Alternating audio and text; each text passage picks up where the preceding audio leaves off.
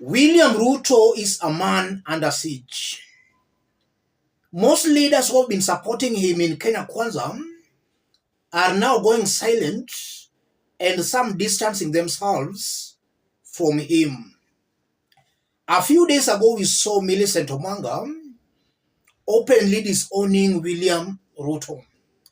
And yesterday again, Oscar Sudi, another close William Ruto ally, somebody suspected to be part of William Ruto's kitchen cabinet, announced taking a sabbatical leave from politics and that he might as well quit politics. So William Ruto's inner circle is disintegrating. And as that happens, Gen Zs are also not relenting. In fact, they have given an order that tomorrow they will be on the streets protesting, demanding for William Ruto to go. Occupy CBD Tuesday. We call on everyone to come out and join the nationwide strike. Gen Z are granting all hardworking Kenyans a day off. Rage and courage. Occupy CBD Tuesday. Tuesday, July 2nd. So Gen Zs are not relenting. For those who listened to Ruto yesterday, Ruto had called for the press in order to sanitize or to exonerate himself from all the blames. But he ended up messing himself, exposing himself as being very clueless on what's happening. He was asked about an 8-year-old boy who was shot 8 times. Ruto said the boy is alive, and that shocked Kenyans. It really exposed William Ruto is not aware of what's happening in the country. I want us to dig deep into all this, considering this call by Gen Zs that tomorrow they will occupy CBD. Let's dig deep into this, ladies and gentlemen. If you're watching us but you have not yet subscribed, subscribe, give the video a like. Let's proceed. Let me start by saying this. Majority of Kenyans have got hearts of sympathy. And some might be tempted to sympathize with Ruto because he's under siege. He's being hit from all fronts. The church is dumping him. The judiciary dumping him. His government is disjointed. The ground is against him. His college in backyard is against him. Everybody is against Ruto. So he's clearly a man under siege. And I know some might be tempted to sympathize with him because he is under siege. Kenyans should not sympathize with Ruto. Ruto speared himself with his own spear. And a person killing himself or spearing himself with his own spear should not and cannot be mourned. Ruto should not be mourned. In under 2 years of his rule, Kenyans have been speaking to him, but he has been deaf and blind. Kenyans have been telling him, Mr. President, stop these ethnic appointments. He has been deaf and blind. He's not seeing, he's not hearing. Kenyans have been telling him, Mr. President, stop corruption. He has been deaf and blind. Kenyans have been telling him, stop these early 2027 campaigns. Can you sit down in your office and work? He has not been listening, constantly going out to campaign for 2027. Kenyans have been telling him to stop these church fundraisings, to stop using the church to attack his political opponents. All those have been falling on deaf ears. Ruto has been blind and deaf. On the Finance Bill 2024, in fact, Kenyans in their millions sent text messages to William Ruto's own number, Still he was playing deaf and blind. Sasa kimelipuka. And kulipuka, he has unleashed the police on innocent children, our children. And they have been killed mercilessly. I hope you have looked at those videos, those clips.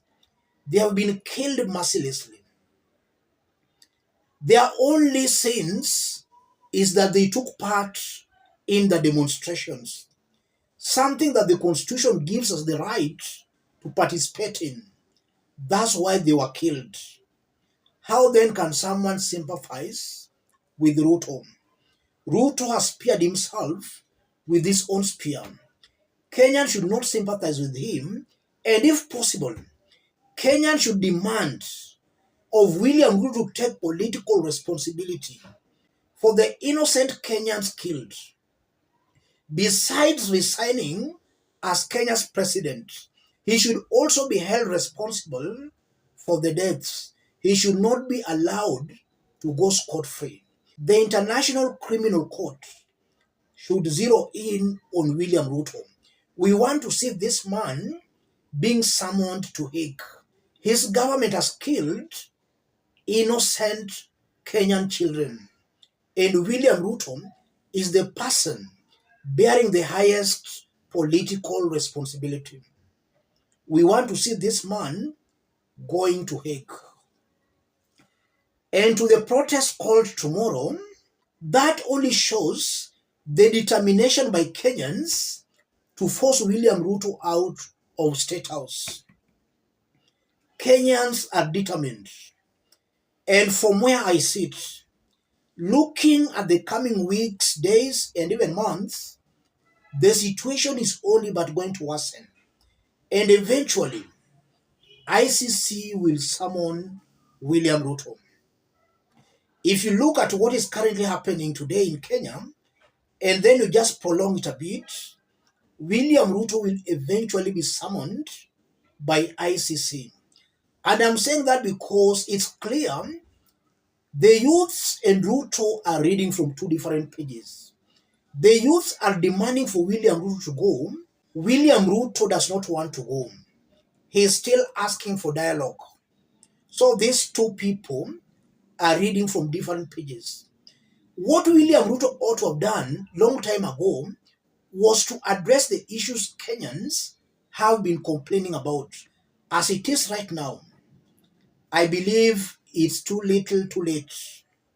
William Ruto has no option but to go. If he can't go, then he should dissolve his entire government. Yes, he should dissolve his entire government. In fact, let Gen Z now appoint people to serve in this government. Because it's very clear, William Ruto cannot appoint men and women of integrity. But the ultimate goal, what Kenyans are yearning for, is for Ruto to go. Let him give us another opportunity to elect fresh leaders. Ruto has to go. Rigathi has to go. All these members of parliament supporting Ruto, they have to go. And this is my appeal to Kenyans and to the Gen Zs. Ruto has raped our constitution in the under 2 years. He has mismanaged our economy. The only way to achieve success and the only way we can celebrate the dead heroes is to be very hostile to these leaders supporting him. And that's something I keep on repeating here. Be very hostile to these MPs, senators, governors, MCAs supporting Ruto. If we do that, the revolution will succeed in a big way. And also, revolutions are never a one-day thing. It takes time and patience. In Sri Lanka, their revolution took about 9 months. So it needs patience and persistence. The Gen Zs have called for demonstrations tomorrow. That's the right way to go. After that demonstration, let them plan again something else after that. Let this pressure be persistent and consistent. If it happens that way, William Ruto will have no option but to go. Right now, ameanza kushuka. He's even showing willingness to go dialogue with the Gen Zs on SpaceX. That shows he's feeling the heat and the pressure. Gen Zs should continue pushing. We want to see leaders being accountable. We want to see even that finance bill of 2023 being thrown away. We cannot have a government living large while millions of Kenyans are languishing in poverty. How I just wish Kenyans tomorrow, irrespective of age, can turn out to support our young ones.